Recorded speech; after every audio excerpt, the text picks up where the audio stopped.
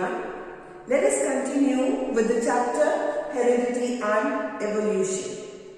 Right? We did the Mendel's laws in the previous video. Now the next topic is how do the traits get expressed? You know, traits are the characteristics. They are present in the genes. And genes are passed from the parents to the offsprings. Particular characteristic, whether it is the characteristic of height, color of the skin, color of the eye, color of the hair, or any other feature. Each characteristic is passed through genes.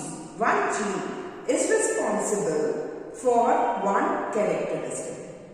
And these genes, they are always present in pairs, right? Like we did that day. Suppose we take the gene for tallness, it will be present in the form of a pair. For dwarfness, it will be expressed as small t, that is also in a pair.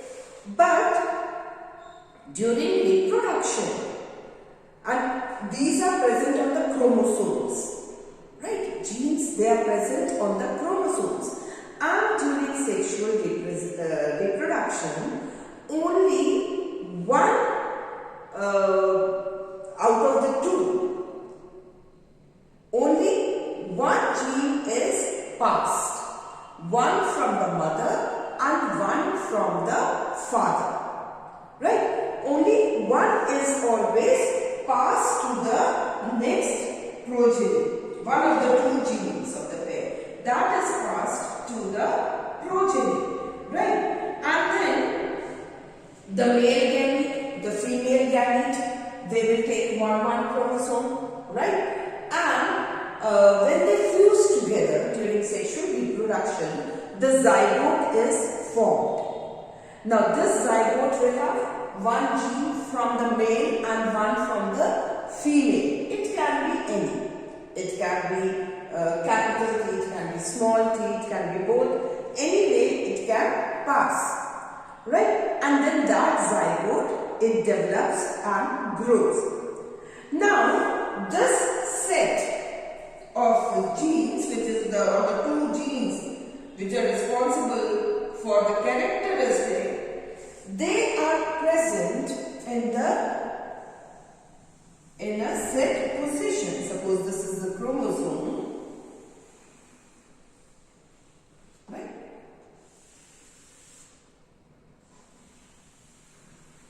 And there are genes present here, right?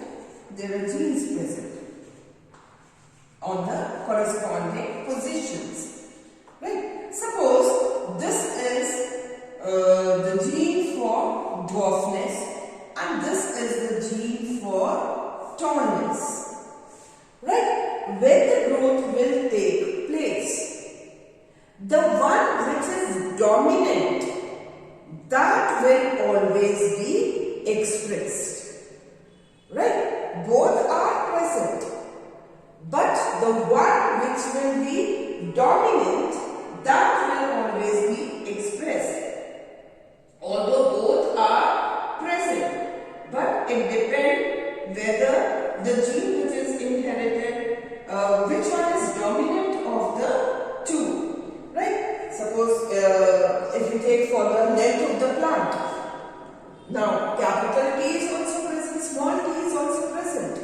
So the plant which will grow, that if it is having both the genes, both the cells, only the one which is dominant, that will be expressed. Suppose if you are both small t, then the plant will have the short height, right? And if it was both capital T, then also tall. If it was one capital T and one small t, then also the plant which will grow, that will be of capital T. So, what is responsible now? Next question arises that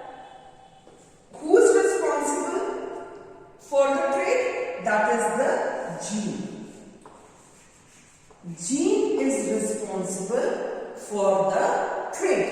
And how, now next is how these genes, they control the characteristics. Now this is in case of plants, same way in case of animals also the same thing happens.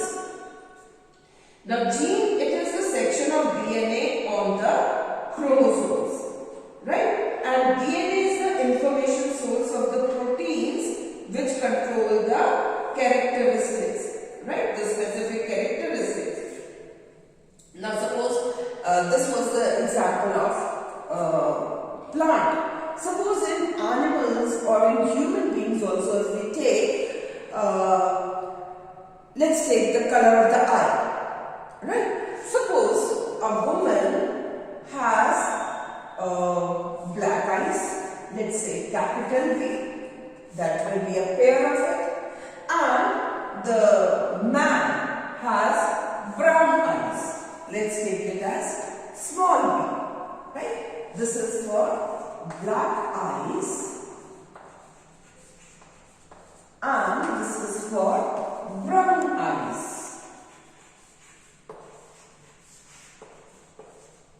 right? So just now as I told you, genes are present in the chromosomes. Chromosomes are made up of DNA and DNA are the information source for making proteins. Proteins which will be responsible for these characteristics. Now, what happens when during the sexual reproduction, one gene from the mother and one from the father will be inherited by the child, by the next progeny, right? So now the progeny will have a set of genes which is capital B and small b. So what will be the color of the eye of the child? Because this is dominant here, so it will be black eyes. Black eyes will be present or this trait will be expressed, right? So what is responsible? The genes are responsible for each characteristic. Now suppose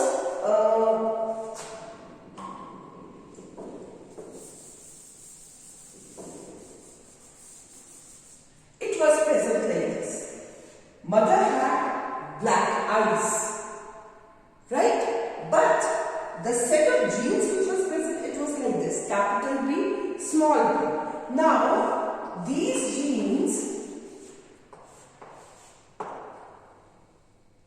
will be separated out like this, right? Now it can be that maybe this gene is crossed with this, right? Or maybe this is passed. So there will be both the chances. The child can have black eyes also, the child can have brown eyes also. That will depend which gene has been passed and which one has been crossed, or which one is passed into the next child, right? Next offspring, that is. Which one will be dominant here? Because capital B is present naturally, the gene which is dominant, that will be expressed in the next offspring.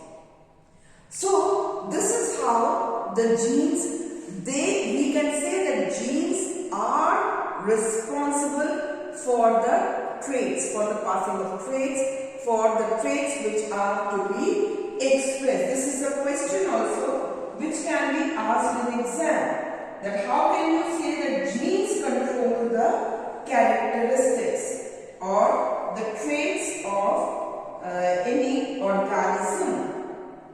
Now, same way that there are genes which control the blood groups also.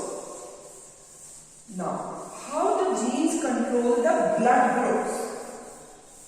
There are three factors or three alleles for the blood group, right? The gene which is responsible for blood group, passing of blood group, that is denoted by I. So it can be IA, that is for blood group A.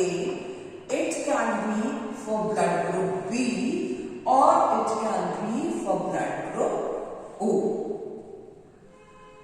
Now there are different ways which blood group will be present in the next offspring. In this A and B blood group, they are not dominant over each other, they are co-dominant. That is, A is also dominant, B is also dominant, but O is recessive, right? A and B both are dominant, and O is a recessive gene. Now, there are certain situations, certain conditions on which the blood group of the person will depend. Now, if the genotype is IAIA, right? If the genotype of a person is IAIA, then the blood group of that person will be A, right? And the second condition, in this only, if it is IAIO, then it will be also, the blood group will be A, because A is dominant over O. And next condition is, if the genotype is IB, then the blood group of the person will be B. If the genotype is IBIO, then also the blood group of that person will be B. Right? Now, if the genotype of the person is IAIB, then the blood group, because both are dominant, they are co-dominant, neither A nor B is recessive. So the blood group of the person will be AB. And if the genotype of any person is IOIO, then it will be, blood group will be O. Right? So, A and B both are co-dominant. O is recessive. If the genotype of a person is IAIA, blood group will be A. If it is IAIO, then also it will be A. If it is IBIB, then B. If it is IBIO, then the blood group will also be B. If it is IAIB, then it will be AB, blood group AB. If it is IOIO, then the blood group will be O. Right? Then,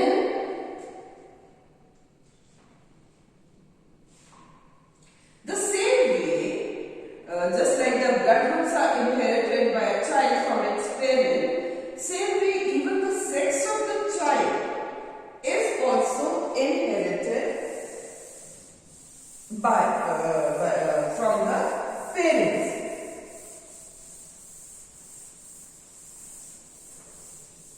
Even the sex of the child is determined that which gene will pass to the offspring. So, next topic is sex determination.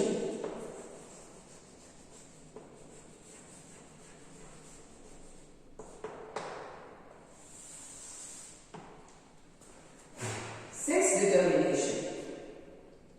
Now, the chromosomes which determine the sex of the person, they are called sex chromosome, and the process by which, what is sex determination? It is the process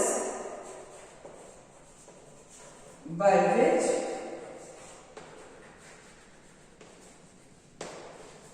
sex of a person is determined. Whether the person will be a male or a female. That is known as sex determination. Right? Now, a man has a pair of chromosomes, sex chromosomes, which has X and Y. It is known as X and Y. A male has one X chromosome and one Y chromosome. That means the sperms, 50% of the sperms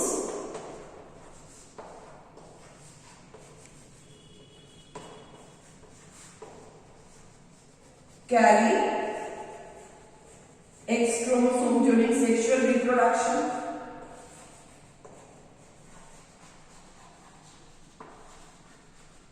And 50% of the sperms carry Y chromosomes. Right? These are known as the sex chromosomes. While in case of a female has only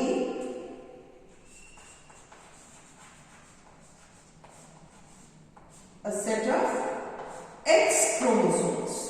The female does not have any Y chromosomes. Both are same. This is a match pair. This is a mismatch pair. That is one X chromosome and one Y chromosome. Now, during sexual reproduction, what happens that if the sperm carrying, let's see here, suppose X chromosome and Y chromosome, right? While the female has only X chromosome. Now, this is the egg of the female having only X chromosome. So, if the sperm carrying X chromosome fuses with the egg, it will form X chromosomes. If the sperm carrying Y chromosome fuses with the egg, it will form XY chromosome. So, this child will be a female child and this child will be a male child. Right? This is how the sex of the child is determined. If the sperm carrying X chromosome fertilizes the egg, then the child born will be a baby girl. While if the sperm carrying Y chromosome fuses with the egg, then the child born will be a baby boy. So, who is responsible for the sex of the child? The male. Because female has only X chromosome, a pair of X chromosome. While a male has X chromosome as well as Y chromosome.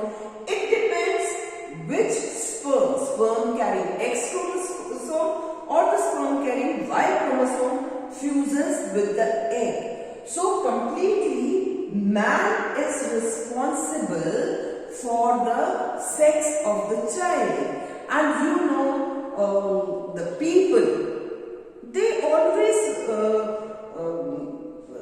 make the female responsible responsible for the birth of a child, whether it is a girl child or a boy child, and mainly the female is blamed for it.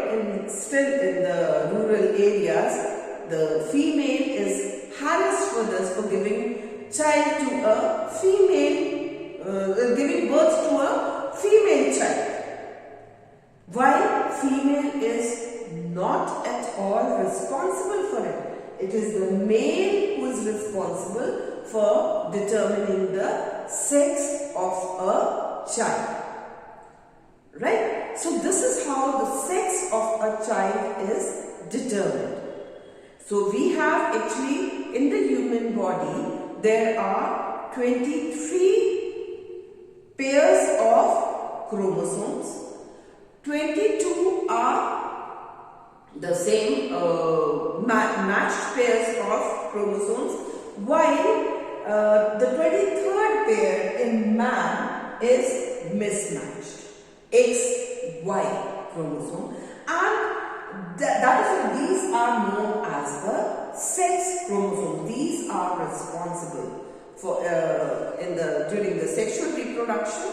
These are responsible for determining the sex of the child. In case of certain animals, it is not only these 6 chromosomes, but one factor which is responsible for the sex of the child is temperature. That is in case of reptiles. Right? Like in the case of turtles, right? What happens is, the temperature at which the fertilized egg is incubated during hatching, that plays a role in determining the sex. Right? If it is high temperature, it will, in case of turtle, at high temperature,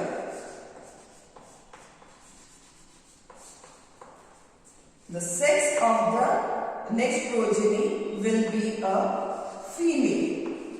If the egg is incubated at high temperature, then the female will be born. And if it is at low temperature, then the sex of the next offspring will be a male. While in case of lizard, it is just the opposite. At high temperature, the sex will be male, and at low temperature, it will be a female. In case of snails, right? In case of snails, they can change the sex during the hatching time, right? Now, in case of snails, what happens? Individuals, they can change sex. So that is in that case the sex is not determined genetically. While in case of human beings, the sex of the child is determined genetically. Right? It all depends on the genes. So that is all. In this chapter, evolution will not be coming in your exams this time, so you have to study only till here. So that is how we finish now. We finish with this chapter, heredity and evolution. Evolution part we don't have to do in the exams. So that's all. We have finished the syllabus also. So now we'll start with the revision work. Right? So till then, keep safe. Thank you.